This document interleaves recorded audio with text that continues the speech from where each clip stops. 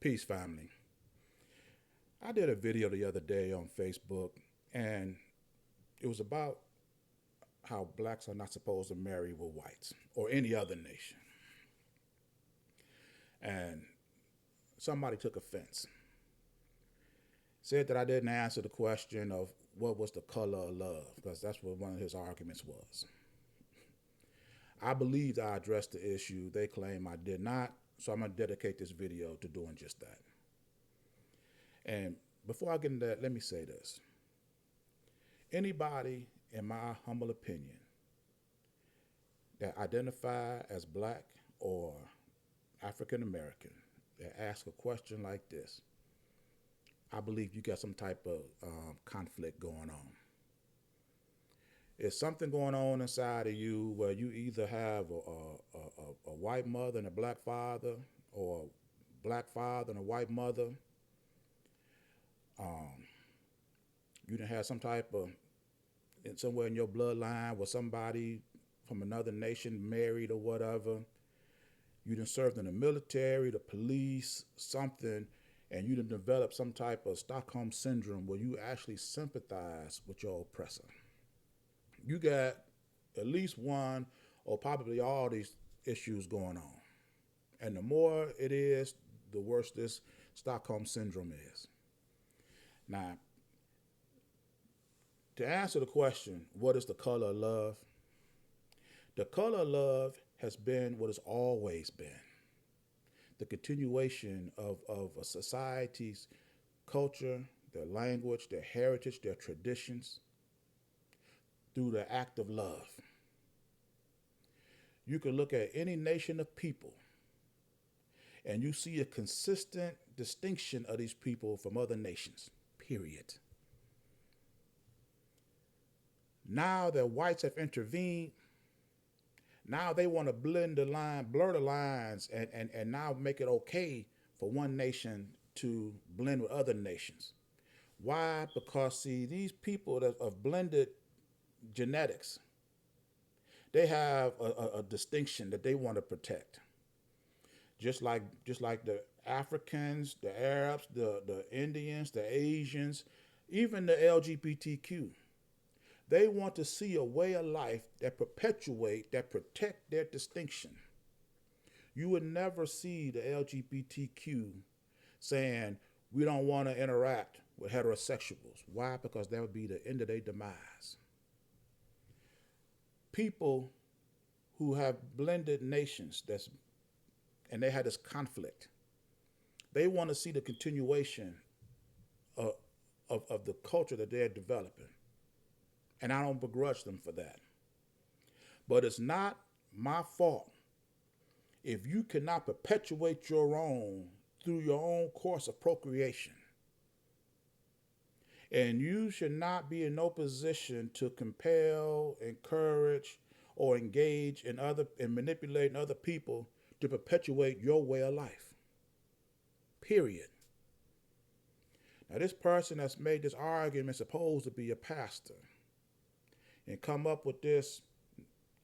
We all come from Africa. We all come from one blood, and the actions and behaviors of people change over the time and they migration away from Africa.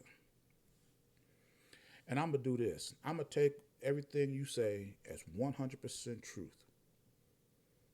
Yes, we all come from Africa. Yes, we all come from one blood. Yes, the actions and behaviors of people changed as they migrated away from Africa. Let's say 100% of that is true. Now, according to the Bible, 100% of that is 100% irrelevant. Why? Because God made a blood covenant with Abraham. So out of all the bloodlines in the world, God only made a blood covenant with one people. And he gave Abraham specific instructions and behaviors, laws, statutes, and commandments to maintain that covenant with God. So it don't matter if we all came from Africa. It don't matter if we all came from one blood. It don't matter if actions and behaviors of a people changed as they migrated away from earth. None of them people had a blood covenant with the Most High, period, but us. So now to say that because of that, we supposed to do what the world wants us to do, you do what the world wants you to do, and you become an enemy of God. And to sit up here and encourage or engage in behaviors that pull you away from God's intentions, you're not in your right mind. You know, it wasn't until white people came in and put a color between nations. They the one that came in and said that one drop of black blood made you black. That's how much that white people wanted to keep their race line pure. They said one drop. So whether you was had a white father or a black mother or a black mother and a white father, one drop, and you no longer considered white. You no longer considered one of that in that nation. And you still got Negroes today arguing on behalf of these people. That makes absolutely no sense. And see, like I said, before whites came in and blurred this line, you had every nation through their natural course of procreation perpetuating their race, their nation, their culture, their beliefs, their values. You have people that's blended with other nations. They want the same thing as everybody else. Even the LGBTQ.